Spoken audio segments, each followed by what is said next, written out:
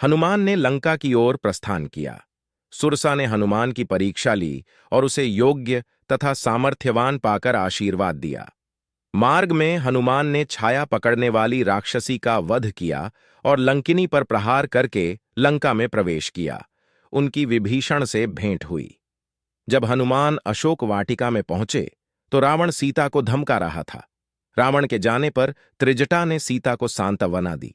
एकांत होने पर हनुमान जी ने सीता माता से भेंट करके उन्हें राम की मुद्रिका दी।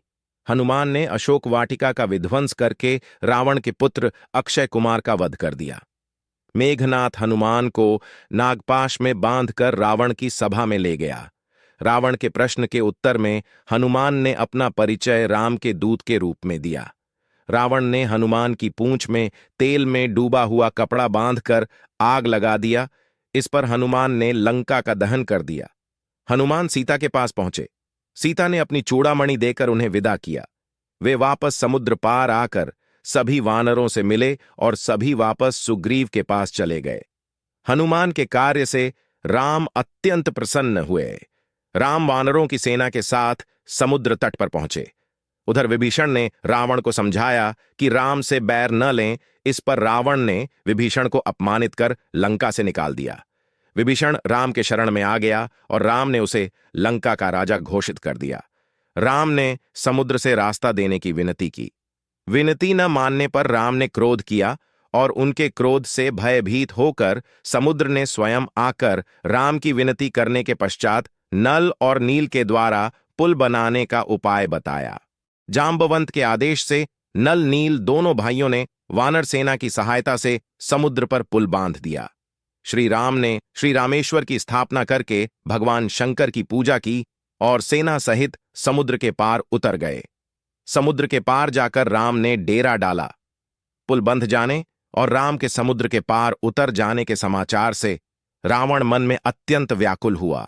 मंदोदरी के राम से बैर न लेने के लिए समझाने पर भी रावण का अहंकार नहीं गया। इधर राम अपनी वानर सेना के साथ मेरु पर्वत पर निवास करने लगे। अंगद राम के दूत बनकर लंका में रावण के पास गए और उसे राम के शरण में आने का संदेश दिया, किंतु रावण ने नहीं माना। शांति के सारे प्रयास असफल हो जाने पर युद्ध आरंभ हो गया। लक्ष्मण और मेघनाद के मध्य घोर युद्ध हुआ।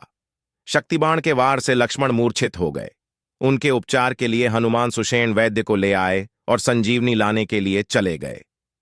गुप्तचर से समाचार मिलने पर रावण ने हनुमान के कार्य में बाधा के लिए कालनेमी को भेजा, जिसका हनुमान ने वध कर दिया।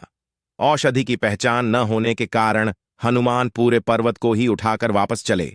मार्ग में हनुमान को राक्षस होने के संदेह में भरत ने बाण मारकर मूर्छित कर दिया, परंतु यथार्थ जानने पर अपने बाण पर बैठाकर वापस लंका भेज दिया।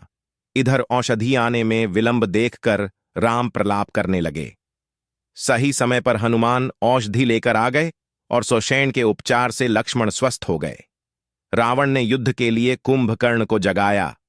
कुंभकर्ण ने भी रावण को राम की शरण में जाने की असफल मंत्रणा दी। युद्ध में कुंभकर्ण ने राम के हाथों परम गति प्राप्त की। लक्ष्मण ने मेघनाद से युद्ध करके उसका वध कर दिया। राम और रावण के मध्य अनेकों घोर युद्ध हुए और अंत में रावण राम के हाथों मारा गया।